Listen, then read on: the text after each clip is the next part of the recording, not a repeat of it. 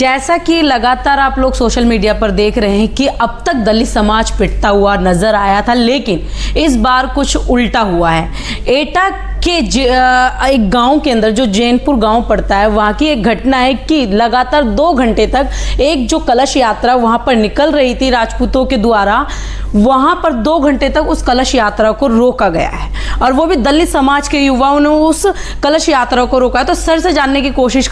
बहुत सारे बच्चे हमारे मारे गए, आंदोलन पूरे देश में हुआ और उसके बाद सरकार को बैकफुट पे आना पड़ा और संविधान में संशोधन करके SC/ST एट्रोसिटी एक्ट को दोबारा कर से फिर इन्फोर्स करना पड़ा। अब जो जैनपुर की जो घटना है एटा जिले की, ये घटना इस बात को सिद्ध करती है कि आप हमारी बारातें रोकते रहोगे, अगर समाज विशेष के लोग हमारी बारातें रोकते रहेंगे, हमारे बच्चों को मूंछ रखने में मारते रहेंगे, मटका छूने में मारते रहेंगे, आप हमारी बेटियों के साथ आप रेप ही करते रहेंगे, तो ओवरऑल कब तक, सवाल है कब तक, कहीं ना कहीं तो लाइन खींचेगी जी। या तो सरकार खींचे, सरकार की जिम्मेदारी बनती है, लॉ एंड ऑर्डर को मेंटेन करना सरकार की जिम्मेदारी है। कोई भी आदमी संविधान के विरुद्ध जाकर के अन्याय अत्याचार करता है, एट्रोसिटी एक्ट के तहत उसके खिलाफ कार्रवाई होनी चाहिए। अगर सारी सरकारें मौन हैं तो लोगों को कानून अपने हाथ में लेना पड़ेगा, जो एटा के अंदर हुआ।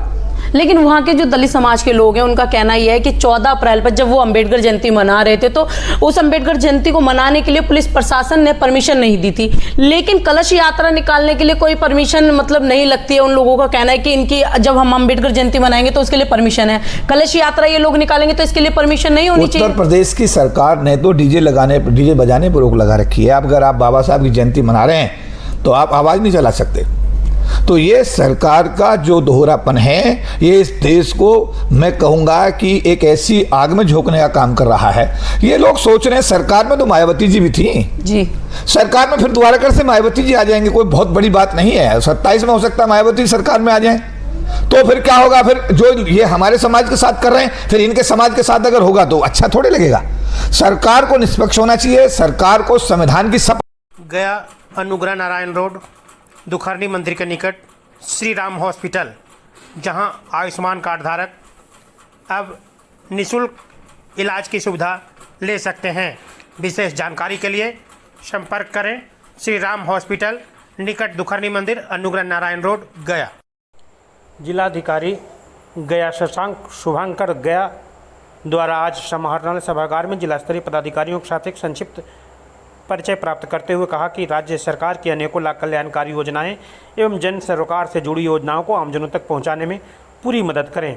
उन्होंने कहा कि हर सोमवार को जिला स्तरीय पदाधिकारियों के साथ समन्वय बैठक आयोजित की जाएगी, जिसमें किन्हीं विभाग को दूसरे विभाग से किसी प्रकार के समन्वय की आवश्यकता पड़ने पर उसे समाधान करवाया जा सके। उन्होंने कहा कि DM का जनता दरबार में आने वाले मामले को पूरी प्राथमिकता से उचित समाधान करवाएं। शुक्रवार को DM का जनता दरबार होगा। इसके अलावा हर दिन जो आमजन मिलने आते हैं उनके भी मामले को सुना जाएगा। आने वाले सभी मामलों को अच्छे से संबंधित विभाग निष्पादित करे, कोई मामला को 10 दिनों से ज़्यादा लंबित नहीं रखें, अच्छे से काम करें ताकि ज़्यादा से ज़्यादा लोग लाभान्वित हो सकें। जिला स्तरीय पदाधिकारी हर सप्ताह कम से कम 2 दिन फील्ड विजिट भी करें, किसी टोले में गाँव में जाकर लोगों से संवाद करें, उनसे योजनाओं के लाभ के बारे में जानकारी भी लें। उन्होंने पथ निर्माण, PHD, स्वास्थ्य, ग्रामीण कार्य विभाग, पंचायती राज विभाग, कल्याण विभाग सहित सभी विभागों के जिला स्तरीय पदाधिकारी को कहा कि आप सभी पदाधिकारी भी सप्ताह में 2 दिन 2-2 घंटे का शेड्यूल तैयार करें और उसे अपने कार्यालय में प्रदर्शित करवाते हुए लोगों से मिलें और उनकी समस्याओं का निदान करें। गया नगर निगम कार्यालय में आज PM सूर्यघर मुक्त बिजली योजना के अंतर्गत नगर आयुक्त कुमार अनुराग व south Bihar power distribution company limited के नोडल शाखा के साथ समीक्षा बैठक की गई। नगर आयुक्त द्वारा समीक्षा बैठक में निगम शहरी क्षेत्र में बिजली की बचत व सोलर सिटी के रूप में डेवलप करने का प्लान को लेकर विस्तृत रूप से समीक्षा की गई। नगर आयुक्त ने बताया कि सभी विद्युत शाखा नक्शा बनाने वाले व होल्डिंग से संबंधित शाखा को निर्देशित किया गया है कि सोलर ऊर्जा के उपयोग को बढ़ावा देने के लिए लोगों को जागरूक करने के साथ सोलर पैनल लगाते हुए उन्हें प्रेरित करना है, जिससे ज़्यादा लोगों को लाभ मिल सके। इसके लिए पार्षदों से भी सहयोग लिया जाएगा। कार्यालय अभियंता प्रेम कुमार परवीन ने बताया कि PM सूर्य घर मुफ्त योजना बहुत ही लाभदायक है। जो भी लागत लगेगी वह 5 साल में वापस हो जाएगा। इसके बाद 25 साल तक मुफ्त बिजली का उपभोग कर सकते हैं। ज़्यादा होने पर विभाग को बेच भी सकते हैं। इस योजना के तहत मुफ्त बिजली के लिए सब्सिडी की राशि पर घर की छत पर सोलर पैनल लगाया जाएगा। इसके अलावा विभागीय वेबसाइट PM सूर्यघर GOV.in पर जाना होगा। वेबसाइट के खुलने पर दिए स्टेप के अनुसार जानकारी देते हुए अप्लाई करना होगा।